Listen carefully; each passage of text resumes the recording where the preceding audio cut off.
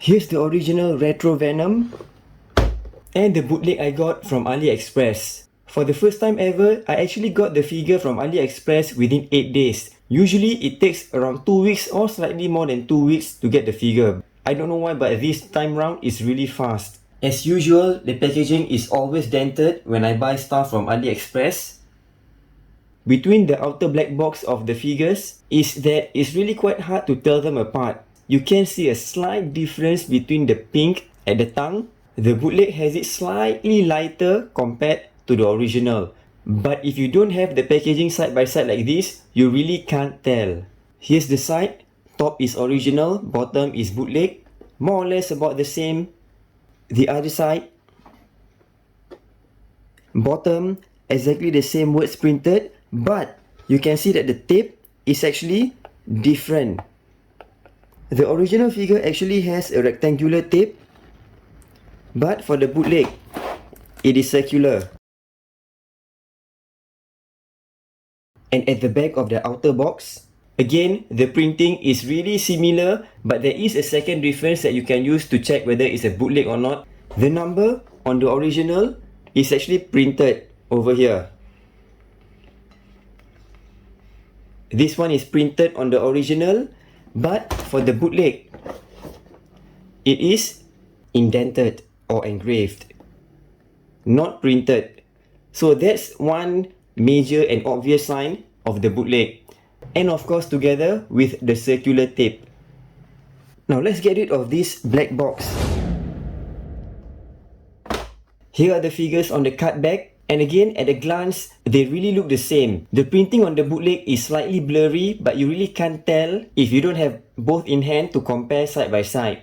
The first thing to spot for the bootleg packaging is that the whole printing of the artwork at the front is slightly higher than the original, and the letter M is slightly cut off because of the hole at the top. But for the original, you can see the M fully printed, no part of it is cut off because of that hole. And for the figure on the clamshell, the original has the head with the long tongue on the body. But for the bootleg, the head with the long tongue is actually at the side and not at the body itself. The pair of fists are also arranged differently on the bootleg. The original has the right fist at the top and left at the bottom, but the bootleg has the left on top and the right at the bottom. I don't know whether this is a consistent thing for the bootleg. From the side, you can see that the original has a thicker cutback compared to the bootleg.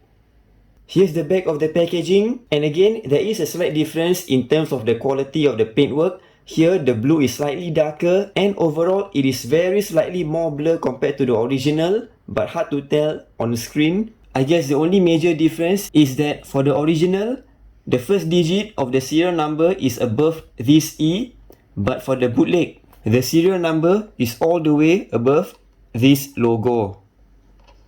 Here's another retro Venom that I have. Original, because why? You can see the M isn't cut off because of the hole. The hands are in the correct order. Right hand is on top, left hand is below. The head with the longer tongue is on the body. And at the back, the serial number is above the E. After looking at the serial number, I actually spotted another difference, which is the back of the original is really smooth and flat, but for the bootleg, you can see the shape of the clamshell at the back. Just before I was about to open the figure, I saw one more difference, which is at the top of the letter E, there is a dot. And at the side of the letter S, there are two dots over here. The bootleg does not have it. Here is a closer look. There's the dot over there above the letter E, and also another two here at the side of the letter S. I think it is supposed to be a light at a window from one of the buildings in the background. But for the bootleg, it does not have those dots. Above the E, no dot, and at the side of the letter S, no dot as well. So that's one easy way to spot the bootleg packaging. And to double confirm this, here's the other original packaging. Same thing. There is this dot over here above E and those two beside the letter S. And another spot that is present on the original is this square over here, present on the original and missing on the bootleg. Now let's get both figures out. And finally, here are the two figures out of the packaging. Another thing that I didn't notice just now while the in tray was still in the packaging is that for the original, there isn't any tape going across the face or the fist. But for the bootleg, there is tape across the face and also across the two fists. I did not notice that earlier while they were in the packaging. And first off, right out of the packaging, the bootleg has a loose ab crunch, waist swivel, and also shoulder butterfly joints on both sides of the shoulders. But besides those three joints, all the other joints are okay. Bicep swivel, double hinge, elbow joints are all tight, and all the other joints on the legs are okay. It's not loose. Just the waist swivel, ab crunch, and butterfly joints. And after doing the whole review, I realized that the ankle joint of the bootleg is also slightly loose. If I were to hold down the foot, look at that. The ankle joints are actually quite loose compared to the original. Second difference is that at the top, for the original, the hole is hexagon in shape on both sides. But for the bootleg, there isn't any hexagon shape. It's kind of circular. And since we are on the shoulders, the third difference is that there is a slight gap on the shoulders between the front and the back of the torso. And it leads right towards the ball pack over here. Same goes for the other side. Especially here, you can see a very big gap. For the original, there isn't any gap. And look at that, it really is together all the way to the neck ball pack. Original, bootleg. There really isn't any gap on the original. For the original, the head and the jaw is kind of fused together, but for the bootleg, you can see a gap between the jaw and the top part of the head. There, the gap over here. Same goes on the other side, gap on the bootleg, and same for the other head as well. The inner side of the head looks similar. And for this head with the short tongue, for my bootleg, there is a whitish part at the top.